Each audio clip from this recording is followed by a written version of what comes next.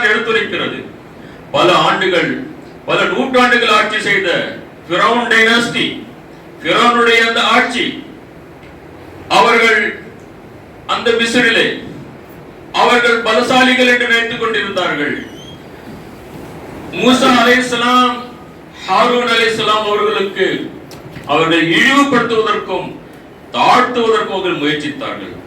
சொல்லுனா துன்பங்களை கொடுத்தார்கள், போட்டிகள் செய்தார்கள், எதிர்த்தார்கள், அவர்கள் அவமதித்தார்கள், அரண்மனையிலே ஏளனம் செய்தார்கள். ஆனால் அன்பு சகோதரர்களே, திருக்குர்ஆன் என்ன சொல்லுகின்றது? யார் வெற்றி அடைந்தார்கள்? அந்த ஆட்சியாளர்கள் வெற்றி அடைந்தார்களா? அவர்கள் அதிகாரம், அவர்கள் கண்ணியம் கொடுத்ததா? இல்லை, நம்பிக்கையாளர்கள் வெற்றி அடைந்தார்கள். மூசா அலைஹிஸ்ஸலாம், ஹாரூன் அலைஹிஸ்ஸலாம் அவர்கள் ஏற்ற மக்கள் அவர்கள் வெற்றி அடைந்தார்கள். ஆக இங்கே மூசா அலைஹிஸ்ஸலாம் நபிமார்களுக்கு கண்ணியம் கிடைக்கிறது. அவர்கள் மக்களுடைய அந்த தோற்றத்தில் பார்த்தீர்கள் பலவீனமாக தெரிந்திருக்கலாம். ஆனால் முடிவு என்ன ஆயிற்று? ஃபிர்அவுன் கடலில் மூழ்கின்றான், அல்லாஹ் தஆலா இழிவுபடுத்துகின்றான்.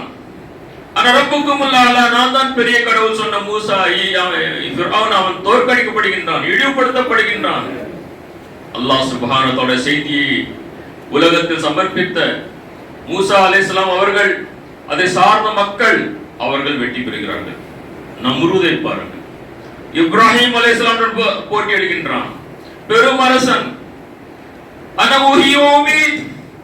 நான் தான் வாழ்க்கையும் கொடுக்கின்றேன், மரணத்தையும் கொடுக்கின்றேன் என்று சொன்ன அந்த அரசனிடம் அந்த போட்டி களத்தில் இறுதி முடிவு என்னவாயிற்று? ஒரு மிகப்பெரிய இழிவான ஒரு இறுதியில் நிலையை நம்ரூத் சந்திக்கின்றான். அல்லாஹ் சுப்ஹானஹு வ தஆலா நபி இப்ராஹிம் அலைஹிஸ்ஸலாம் அவர்களையும் அவர்களுடைய குடும்பத்தாரையும் அவர்களை ஏற்று வாழ்ந்தவர்களையும் உயர்ந்த கண்ணியத்தையும் மரியாதையும் கொடுக்கின்றார். இன்று கூட அவருடைய பெயரும் புகழும் இருக்கின்றது என்றால் இது அல்லாஹ் கொடுத்த கண்ணியம், அல்லாஹ் கொடுத்த உயர்வு. ஆக அன்புள்ள சகோதரர்களே, ஆட்சி அதிகாரங்கள் படைத்த மக்களிடம் கண்ணியம் இல்லை, அது ஒரு சோதனையாக இருக்கின்றது. ஆக நாம் அல்லாஹ்விடம் இந்த கண்ணியத்தை பெற வேண்டும். சற்று வாருங்கள், செல்வந்தர்களை பற்றி பார்ப்போம். உலகத்தில் செல்வம் படைத்த மக்கள் இருக்கின்றார்கள், அவர்கள் கையில் தான் கண்ணியமும் மரியாதையும் இருக்கிறது என்று மக்கள் நினைக்கின்றார்கள். குர்ஆன் இந்த புள்ளியையும் தெளிவாக ஒரு உதாரணத்துடன் சொல்லுகின்றது. காரூனுடைய உதாரணத்தை குர்ஆன் எடுத்துரைக்கிறது.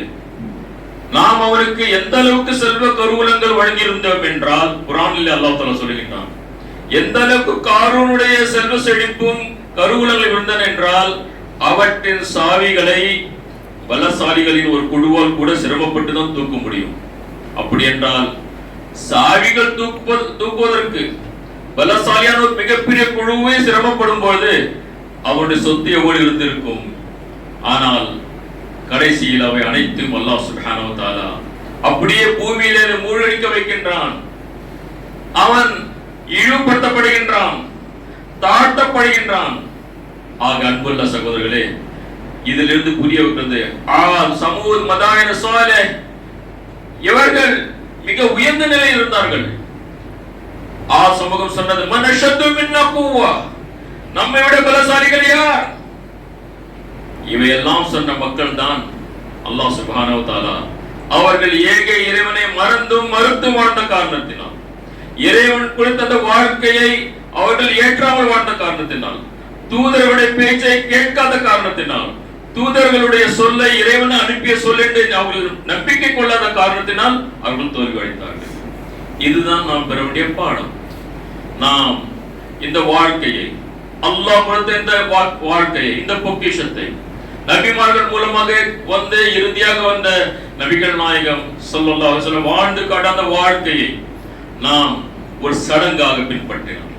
அதை படிக்காமல் புரியாமல் அப்படியே நாட்கள் கடந்து சென்று விட்டால் நம்மிடம் அல்லாஹ் சுப்ஹானஹு வ தஆலா கண்ணியத்தை கொடுக்க மாட்டான்.